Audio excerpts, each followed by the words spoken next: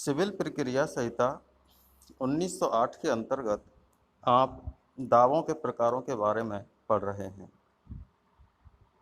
पिछले video lecture में आपने दावों के कुछ प्रकार पढ़े, उसी कड़ी को हम आगे बढ़ाते हुए आज हम न्यासी, निष्पादक अथवा प्रशासक के द्वारा अथवा उनके विरुद्ध दावा के बारे में पढ़ेंगे।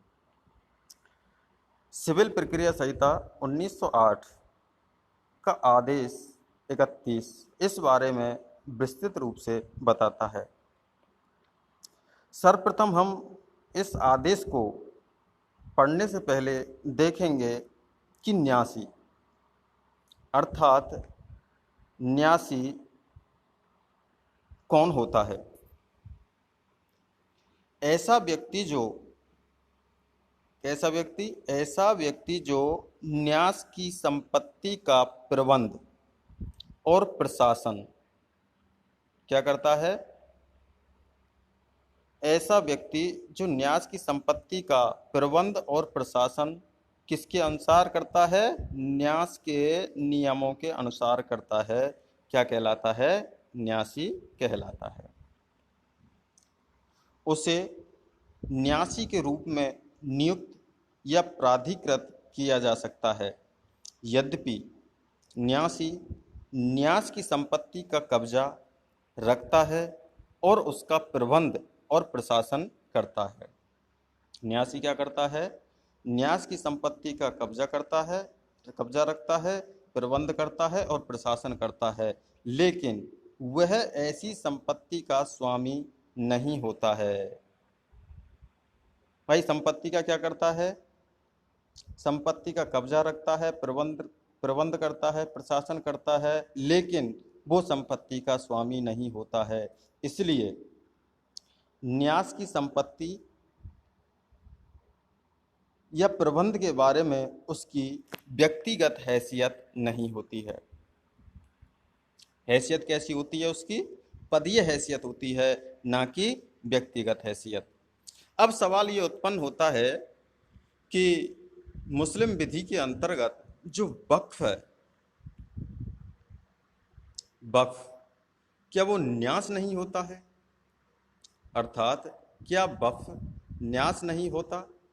तो मुस्लिम विधि के अंतर्गत जो वक्फ है वो इसी प्रकार की क्या है? संस्था है, जैसी कि एक न्यास ट्रस्टी एक संस्था होती है। उसी प्रकार से मुस्लिम विधि में क्या है? वक्फ होता है। अब सवाल ये उत्पन्न होता है कि वक्फ क्या है? वक्फ क्या होता है? तो वक्फ की डेफिनेशन हम देखते हैं तो मुस्लिम विधि के अंतर्गत मान्यता प्राप्त, किसके अंतर्गत? मुस्लिम विधि के अंतर्गत मान्यता प्राप्त धार्मिक, खैराती अथवा पवित्र उद्देश्यों के लिए, किसके लिए? धार्मिक, खैराती और पवित्र उद्देश्यों के लिए अल्लाह के नाम पर संपत्ति का स्थायी समर्पण। कैसा समर्पण होता है? स्थायी समर्पण होता है, ना कि अस्थायी समर्पण होता है। वो क्या कहलाता है? वक्फ कहलाता है। और जो वक्फ की स्थापना करता है वह क्या कहलाता है? वाकिफ कहलाता है। और ऐसा व्यक्ति जो वक्फ की संपत्ति का प्रबंध करता है वो क्या कहलाता है? मुतवल्ली कहा जाता है। क्या कहलाता है? मुतवल्ली कहलाता है। और मुतवल्ली की स्थिति मूल रूप से वही होती है जैसी कि न्यासी की होती है। किसकी होती है? न्यासी की होती है। अब आगे हम देखते हैं प्रशासक। प्रशासक क्या होता है? किसी संस्था का, किसका? संस्था का प्रबंध और व्यवस्था करने के लिए किसके द्वारा? न्यायालय के द्वारा या राज्य के द्वारा। अर्थात प्रशासक न्यायालय के द्वारा भी नियुक्त किया जा सकता है और राज्य के द्वारा भी नियुक्त किया जाता है। अर्थात कहने का मतलब यह है कि संस्था का प्रबंध और व्यवस्था करने के लिए न्यायालय के द्वारा या राज्य के द्वारा जिस अधिकारी की नियुक्ति की जाती है उसे क्या कहलाता है? वो क्या कहलाता है? प्रशासक कहलाता है। अब सवाल ये उत्पन्न होता है निष्पादक के। निष्पादक क्या होता है? ऐसा व्यक्ति जो किसी कार्य अर्थात किसी कार्य या न्यायालय के आदेश, किसको? या तो कार्य को या न्यायालय के आदेश को लागू करने के लिए या ऐसा व्यक्ति जो किसी संपत्ति का न्याय गमन करने के लिए नियुक्त किया जाता है वो क्या कहलाता है? निष्पादक कहलाता है। जैसे रिसीवर हुआ आपका, या फिर समापक अर्थात संयुक्त परिवार की संपत्ति का विघटन करने के लिए जो नियुक्त व्यक्ति होता है वो समापक होता है। तो कहने का मतलब है निष्पादक कौन है? रिसीवर भी निष्पादक है और समापक भी निष्पादक है। तो अगर कोई न्यासी न्यास की संपत्ति का बेईमानी से दुर्विनियोग करता है तो कहा जाता है कि वह आपराधिक न्यास भंग का अपराध करता है। किसका अपराध किया? आईपीसी की धारा 405 के अंतर्गत आपराधिक न्यास भंग का अपराध करता है। अब सीपीसी की तरफ हम बढ़ते हैं। तो अगर कोई भी वाद जो न्यासी के विरुद्ध है या निष्पादक के विरुद्ध है तो ऐसे वादों के विषय में क्या नियम है? नंबर 1, किसी संपत्ति के न्यासी, निष्पादक या प्रशासक के द्वारा या उसके विरुद्ध दावे किए जा सकते हैं। और क्या किए जा सकते हैं? दावे किए जा सकते हैं। और ऐसे दावों में ऐसे न्यासी, निष्पादक या प्रशासक की व्यक्तिगत हैसियत नहीं होती है। वो चीज़ मैंने आपको ऊपर भी बताई थी, क्योंकि न्यासी, निष्पादक या प्रशासक अपनी व्यक्तिगत हैसियत में कार्य नहीं करते हैं, ये बल्कि कैसी हैसियत में काम करते हैं? पदीय हैसियत में काम करते हैं।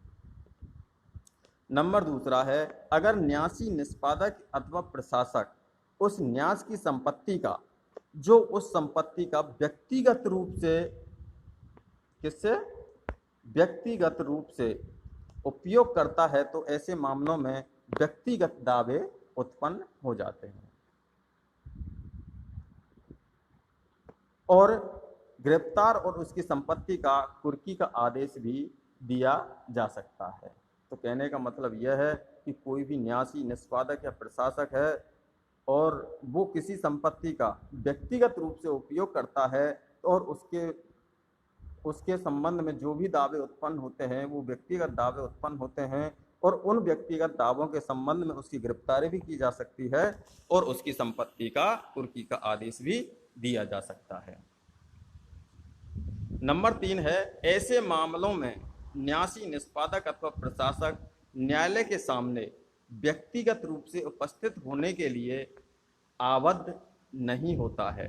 तो कहने का मतलब यह है कि जब ये पदीय हैसियत में कार्य करते हैं, अर्थात व्यक्तिगत रूप से पदीय हैसियत में कार्य करते हैं, तो व्यक्तिगत रूप से वो उपस्थित होने के लिए आबद्ध नहीं होते हैं जब तक कि न्यायालय के द्वारा साक्षी के रूप में उन्हें समन नहीं किया गया हो। जब न्यायालय आवश्यक समझे, इन व्यक्तियों को व्यक्तिगत रूप से उपस्थित होने का आदेश दे सकता है। अब सवाल ये उत्पन्न होता है, क्या कोई स्त्री न्यासी, निष्पादक या प्रशासक हो सकती है, लेकिन उसके लिए विवाहित होना कोई आवश्यक नहीं है? तो इस प्रश्न का आंसर है कि किसी अविवाहित स्त्री को न्यासी, निष्पादक, प्रशासक नियुक्त किया जाता है तो उसके विरुद्ध या उसके द्वारा दावा दायर किया जाता है तो मामले के लंबित रहने पर वह विवाहित हो जाती है, तो विवाह हो जाने मात्र से उसका पति मामले का पक्षकार नहीं हो जाता है क्योंकि ऐसा दावा उसकी पदीय हैसियत में, कौन सी हैसियत में? पदीय हैसियत में, पदीय हैसियत में है, ना कि व्यक्तिगत हैसियत में। तो कहने का मतलब है किसी कोई भी अविवाहित स्त्री का अगर विवाह हो जाता है तो उसका पति मामले का पक्षकार नहीं हो सकता है, क्योंकि वो उसकी पदीय हैसियत से संबंधित विवाद था, ना कि व्यक्तिगत हैसियत में। Thank you.